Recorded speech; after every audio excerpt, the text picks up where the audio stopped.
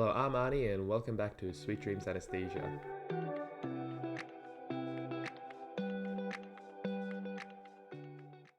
Today we are joined by Peter, who has kindly volunteered to give us another live practice Viva demonstration.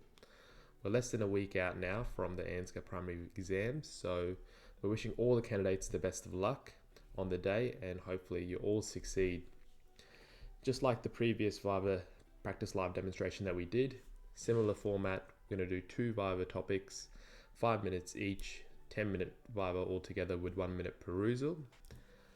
The one thing I want to say is that Viva fatigue is very real, so I want to recommend to all the candidates that are sitting, make sure that you're peaking at the right time. Take a day just to rest or an evening to rest and relax. Have a nice dinner with your loved one or just away from the books, and make sure that you reset yourself just before you get into the exam. The other thing I want to stress is that this happened to me, but as you go and get ready for your Viva, closer and closer to the day, you don't know where to stop with the information you're reading. And what I would recommend is that you make a conscious decision. If an examiner asks me about a niche thing in a topic, either I'm going to go out of my way to try to know that topic, or I'm just going to say I don't know and move on. Because you can't know the niche thing for every topic across the syllabus. So you have to just pick and choose your battles. Otherwise, you're going to be going down a rabbit hole for a very long time. So again, I want to thank Peter for doing this live demonstration. We recorded this very recently, and we hope that you get some non-technical and technical skills out of it, and wishing all the candidates the best of luck on the primary Viva exam day next week. Hey Pete, thanks for doing this Viva demonstration with us. I know not long to go before your exam, less than a week to go. Your preparation going well? Yeah, just want to get through with it really. But no, thanks for having me, man. Really appreciate the help. That's all right. What are you going to do once you pass, man? I'm going to buy a PlayStation 5 and I'm going to play FIFA every night. Awesome. Well, you know the drill by now. We're going to do 2 Vivas, 10 minutes, 5-minute topics each. I'll give you a minute of perusal. On the day, you'll have 2 minutes to have a perusal and think about the topic, but today we'll just make it 1 minute. And if you're happy, we'll get straight into it, because I'm sure you've done a lot of these by now. You just want to get to the end. All right, so I'll give you the opening stem and start. The perusal time starts now. Your opening question is, could you please draw a plasma concentration versus time graph for a 1 milligram per kilogram Propofol bolus? So just repeating that again, could you please draw a plasma concentration versus time graph for a 1 milligram per kilogram Propofol bolus?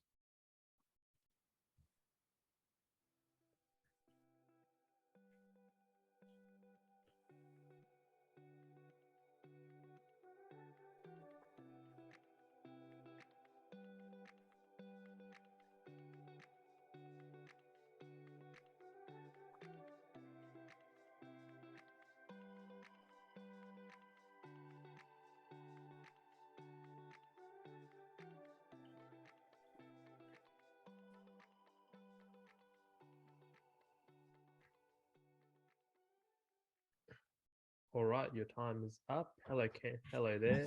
My name's Arnie. What's your candidate number? 1, 2, 3. Yeah, great. There's a pen and paper and some water for you. Do you understand the opening question? Yep. Great. Can you please draw me a plasma concentration versus time graph for a 1 milligram per kilogram Propofol bolus? Sure. So on the y-axis, we'll have plasma concentration, and this will be in micrograms per mil. And then on the x-axis, we have time. It'll be in minutes. So what you'll get is a rapid, sharp upstroke to a peak concentration, and then an exponentially decaying curve. So it'll look something like that. Yeah, great. I agree with that curve. So with that curve, at what plasma concentration does the patient go off to sleep? So it would be quite rapid. So it'd be about 2 micrograms per mil and about 60 seconds into this time frame. So what's the time frame you have on your x-axis here? Where would that be exactly? So it would happen probably about here. So like 1 minute, which would correspond to about 2 micrograms per mil. Sorry, it'd be 2 micrograms per mil in the effect site, but it'd be higher concentration in the plasma. Okay, you mentioned effect site. What are you referring to there? So the concentration of the drug in the actual brain where it's exerting its effects. Could you please draw an effect site curve for me? The effect site curve, yep. So it'll be something like this. And then they'll intersect, and then it'll kind of hug the line. Why does that curve have that kind of distinct shape? Which one? The effect site curve? Yeah. So there's a delay in the drug getting to the effect site, then crossing into the effect site to exert its effects. Yeah. So 1, transit time to the effect site, and then 2, crossing the effect site, and then finally activating the receptors at the effect site. Yeah. And what happens when those curves cross over? So that would be the peak effect. So that's typically about 2 to 2.5 minutes after the propofol dose. Yeah. And then from there, the effect starts to reduce. Yeah. Good. And which one's higher after it reduces? Which curve? When you drew that, which curve is higher and which curve is lower? I couldn't tell. Sorry. So the effect site curve will be higher, and there's a concentration gradient, thus favoring it to move into the plasma. Good. What's the peak plasma concentration that you've done on this graph on your y-axis? Peak plasma would probably be about 8 micrograms per mil. Yeah, good. Now, what would happen if, say, I made the 1 milligram per kilogram bolus into a 2 milligram per kilogram bolus? How would this change both the curves? So the plasma curve would just have it would be the same shape, but the peak would be higher. It'd be the exact same shape. And then the effect site curve, again, would be exact same shape, but the concentration would be higher. So it'd be shifted up. Good.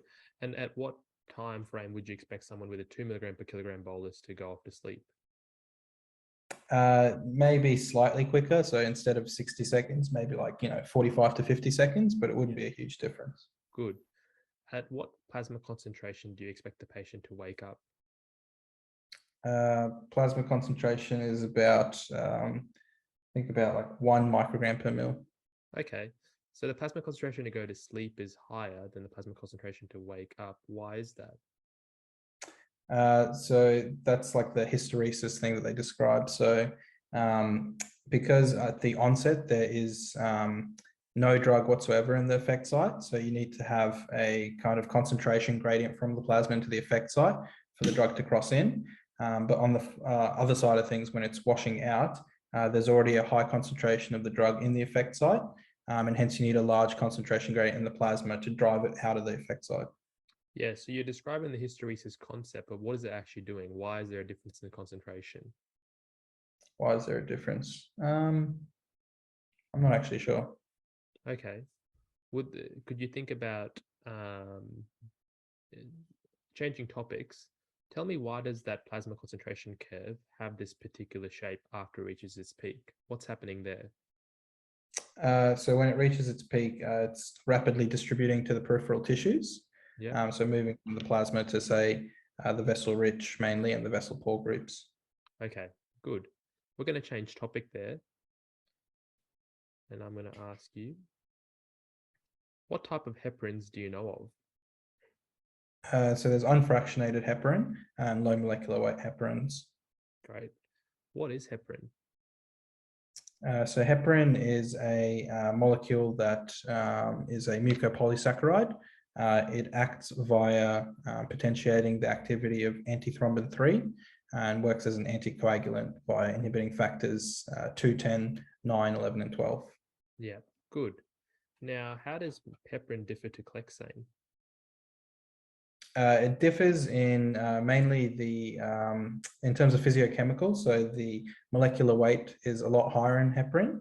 So it's unfractionated, roughly 5 to 25,000 Daltons compared to low molecular weight, which is, say, 2 to 8,000 range. Yeah. With the pharmacokinetics, it also has minimal metabolism. So clexane has minimal metabolism compared to unfractionated, which has extensive metabolism. and hence the duration of action of clexane is generally quite longer compared to heparin. And then the administration route is typically given subcutaneously compared to IV for heparin. Good. What kind of doses does heparin come in? So heparin comes in, so subcutaneous dosing. You can do, say, BD or TDS dosing for VT prophylaxis. But if you want therapeutic anticoagulation, you need to run a bolus and then an infusion titrated to an APTT level. Yeah. What kind of units do we measure heparin in versus clexane? We measure heparin in international units, clexanes in milligrams. Yeah. Why do we measure heparin in international units? I think it's just convention. Okay. What if I told you there was a difference in size that attributed to this? Would this help? Difference in size. I'm not sure, sorry. No, that's all right. All good. You mentioned some extra effects that heparin has. Why doesn't clexane have those same extra effects? So it's due to the length of the chains. So because heparin has quite a longer, larger molecule, when it binds to antithrombin, it can kind of form a complex with factor 2 and antithrombin and stabilize this complex and inactivate factor 2 to a greater degree than the shorter chains of unfractionated low molecular weight heparin, I should say. Yeah, what ratio are these chains in heparin versus clexane? So the 2-to-10 ratio for heparin is 1:1, whereas for clexane it's 1:4. Yep. Okay. And tell me, tell me how heparin is metabolized. So heparin is metabolized by heparinases in the liver mainly, and it's also rapidly uptaken by the reticular endothelial system and metabolized by those cells, say in like the spleen, as well as phagocytes and macrophages. Yeah, good. Now, is there anything particular about the metabolism via these heparinases? So it's rapidly saturatable metabolic pathway, and hence large doses of heparin can exhibit zero water kinetics. Yeah, okay, good. So what's the half-life of heparin? Heparin's half-life depends on the dose that you use. But if you use, the clinical doses for VT prophylaxis, it's typically, I think, 60 to 90 minutes. Yeah, good. What are the main side effects of heparin? So bleeding is the number one side effect, which is an extension of the therapeutic effect. Can cause hypotension with a large rapid IV bolus, alopecia, osteoporosis, and then heparin-induced thrombocytopenia. Good. How do we measure heparin's working? So we measure it with APTT levels, or activated partial thromboplastin time. Yeah, anything else? You can also use like a thromboelastogram. Anything else? In theory, you can use the activated clotting time. Yeah, good. Now, if I give someone a large bolus dose of heparin and I want to reverse it quickly, how would I do that? So you can use protamine. So protamine is a cationic molecule that forms like an inactive salt complex when it combines with heparin. And I think the dose is 1 milligram per 100 units circulating. We'll stop. Yeah. Nicely done, man. How you feeling? Yeah, I thought those were pretty bread and butter stuff. Yeah, those I chose those two Vivas because those are a couple of Vivas I got on the day. Yeah. And I was particularly kind of mean and specific with those questions because that's kind of what the feeling I got when I got the Vivas on the day from the examiners myself. They were very nitpicky about stuff. Now you've done a lot of these Vivas, I guess. What I wanted to ask you, what were you thinking when you had that 1 minute perusal, and it was kind of a straightforward, open question? What was going through your brain? I was just trying to get like clearly in my head what I was going to draw on the graph, and then like how to explain it as I'm drawing it to try and save time. Yeah. And then I knew you were going to ask about the effect size curve as well, so I was going to try and offer that up early. Yeah, no, that was good. I saw that you put the effect side out there quite quickly. And the curve drawing, I think you practice by now, you kind of know to draw the curve and talk at the same time. I really like the pace that you had. I think you progressed through the Viva pretty quickly. And the good thing that I found was that if you didn't know something, you kind of were pretty quick to hazard a guess or move on and say, let's go to the next topic. So I thought those were the really good non-technical things. You're talking while you were writing your graph and the way you moved on from topics even when you didn't know it. And I Yeah. like that you kind of took a shot and then moved on. So at least you gave yourself at least a chance of getting a mark. Now, these Yeah. Vivas, I agree, are pretty straightforward. And being straightforward isn't the easiest. I think having a obscure Viva is sometimes easier because it's like more clear cut what you're going to put in. But Yeah. the straightforward ones, I hate the draw a diagram one. I don't know about you. I hate that 1 milligram per kilogram bolus plasma concentration. Yeah. Because they can change the drug and then you have to change the numbers. Yeah. And they're very nitpicky if you make any subtle inaccuracy in it. Yeah, and that's probably the one thing I wasn't harsh on when you were doing this, because I guess you could have been nitpicky and said your steep uprise needed to even be earlier on if you're drawing a plasma Yeah. concentration curve. Like, if you read like how many Egans, it's like completely left shifted. Yeah. The fact that you didn't put any values in for the time and mics per mil, I know that I was specifically asked what are the values, and Yeah. so that'd be something I'll probably offer up early. And Yeah. I don't know what value you have as the peak kind of value. I think you mentioned like five, like anywhere between 6 to 8. Is that right? Yeah. I said 8. Yeah. Yeah, yeah. And I think 8 is probably the right answer.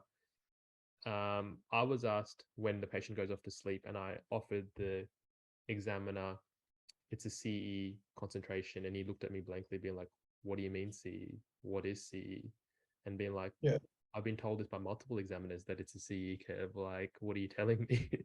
Yeah. um, the important thing, I guess, in this Viva was delineating whether you, as a candidate, knew that the um, you could tell the difference between what the magnitude of the where the peak effect was and the time to peak effect with the plasma concentration curve.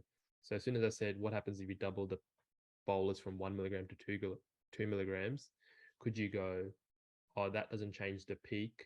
The peak still happens at the same time, but the magnitude of effect is higher. Therefore, the patient goes off to sleep quicker. And that's like the Yeah. clear understanding part. Like, do you understand where that comes? And obviously, we know all these drugs, induction drugs, are typically in an one arm brain circulation. So 60 to 90 seconds is pretty much about right. And you're Yeah. not going to get faulted there. And then you drew the curves really nicely for the doubling, and you explained the difference. I really like the way you explained the concentration gradient difference. That was really nice. And I think Yeah. that's a particular point that if you don't draw that right, an examiner will just harbor on about that point, that making sure you draw that right. Yeah. Then we got into the the hysteresis, and on the Yeah. day I got asked this exact same question, and I answered exactly the same as you. I said, "Oh, you go to sleep around about 2 mics per mil, and you wake up around about 1.5 mics per mil, and there's lots of other pharmacodynamic and pharmacokinetic factors, and that's the main reason." And he said, "You were just explaining hysteresis," and I said, "Yes, hysteresis. This is like you're just still explaining hysteresis. You're not telling me why." And Yeah. what I got down to was this thing called neuronal inertia. Have you heard of this? No, I think, yeah, I think I read it in Miller's once and then just forgot it. Yeah, so I'm just going to read an excerpt because this made a lot of sense for me. But Yeah. essentially, it says studies have shown that the average CE for going to sleep with Propofol is 2.3 mics per mil, while awakening can be half of that. Yeah. There is no clear PK reason found for this hysteresis. My best explanation is this concept, neural inertia. It's the brain's tendency to resist changes in its aroused state. It is manifested as emergence from anesthesia occurring at lower doses than those required for anesthetic induction, a phenomenon observed across very different species from invertebrates to mammals. And as soon as I Okay. gave him an explanation like that, like, oh, I don't know, and I didn't know the term either, and I said, I assume because you're awake, your brain is firing more and it takes a lot more of the drug to suppress your brain function. And as you wake up, it takes a lot more time for that normal neuronal activity to increase. He was like lights, like eyes open, happy to move on. Yeah, yeah. So it's just a good term to have in the back because I think if you get into that, you're progressing to the Viva pretty good. Yeah. Do you have any questions about any of that? No, that was good. Yeah. Then we got into heparin. Heparin's a really tricky one. I find that heparin is being asked because there's got so many unique things about heparin. It's got Yeah. the size of heparin, the comparison to clexane, its metabolism being so deranged physiology do a really good quick excerpt where they talk about how it's actually zero order kinetics and then goes into first order kinetics. And it's one of the only few drugs that have that. And I remember Yeah. when the examiner asked me that specific thing and I said that, his again face lit up and he was like gave me a big smile, like he was happy. So it goes against conventional thinking where you think it goes from first order to zero order. It actually goes from Yeah. zero order to first order. All right. And The that's range is there. yeah, and that's that was the key there. Um, we talked about heparin, and I think you were mentioning just tell me what ratio were you mentioning? Were you talking about the clexane antithrombin to was it factor 2 or factor 10? Oh, I said 2 to 10 ratio. Yeah. Yeah. So one is to one for heparin, and then 1 is to 4 for low molecular weight. Yep, and that's the numbers I've got there as well. Um, the reason why we measure heparin as international units and clexane as milligrams, do you want to hazard a guess now? I don't know, man. So the main reason is that an international unit is the amount of heparin needed to prevent, I think, a sheep's blood from clotting for 1 hour. Yeah. And clexane is measured in milligrams. And the reason that international units is for heparin is because of the variation in the size. So you mentioned that heparin can be anywhere between 5,000 kilodaltons, not daltons, kilodaltons, to Yeah. 30,000. So if you get a vial of heparin, not all of it is uniform. There'll be lots of different variety of heparins. And Yeah. therefore, the drug isn't as uniform as clexane, which is normally between 3 to 8 kilodaltons. And so Yeah. that heterogeneity leads to variation in its effect, and therefore it's measured by its mechanism of action rather than the amount that it has in a vial. Of the drug. Yeah. Yeah. That makes sense. And so that was just like when the examiner asked me that, it was just taking a fact that you knew that how much heparin and clexane is how big the molecule is, and then taking it to the next level and going to the understanding part, which was, okay, now can you understand what that actually means clinically and how we actually think about the drug and give it, because it's measured in international units because of this. Yeah. Yeah. So, and it was a minor point, and I really should have said minor point, but I also felt like it was a good understanding point that the examiner would have been like, oh, is this patient sitting borderline or a pass mark? Yeah. Yeah. For sure. The other thing I think you did really well was how do you measure heparin? You mentioned when I probed you, you went through all the things, APTT, I believe you mentioned TEG, and then you mentioned ACT as well, which I thought was really good and showed like you knew the breadth of knowledge. And then the last thing I want to touch on was the side effects of heparin. So the Viva ended with going into side effects and going into protamine. And if you're going to that stage, you're probably progressing really well in the Viva. And then they're going to ask you like the most unique things about protamine, right? So if you were to say what's the most unique thing about protamine, what would it be? It comes from salmon sperm. And in terms of like its side effects? It can cause it can actually be procoagulant. Yeah. Oh, sorry. It itself can be an anticoagulant if you overdose it. That's right. It can be an anticoagulant.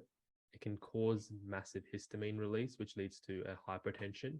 And the other unique, you get those weird allergic reactions where patients can develop pulmonary hypertension due to the increase in leukotriene synthesis in the pulmonary circulation. So it can have like an allergic reaction. And they wanted that specific pulmonary one he was asking me that right before the bell went on. The bell went off, Yeah. and he was like, "What happens to the lungs?" And it was like the leukotrienes get released, and he was like happy. Yeah. So I think you're doing really well. I think the only tip I have for you is really just when you're in the Viva, which is really hard, you're obviously concentrating on the question, but just to refocus and think, is this a facts-based question, which is like, early on in the Viva? Is this an understanding-based question? And then is this a clinical application question? And then is this Yeah. something really off track? And if it's something really off track, you progress really well in the Viva, and so you get a pass mark. And what I found on the day is that if it's a understanding question, they'll keep harboring on about it and re-ask that question in like a probing way. So, what is heparin and clexane measured in?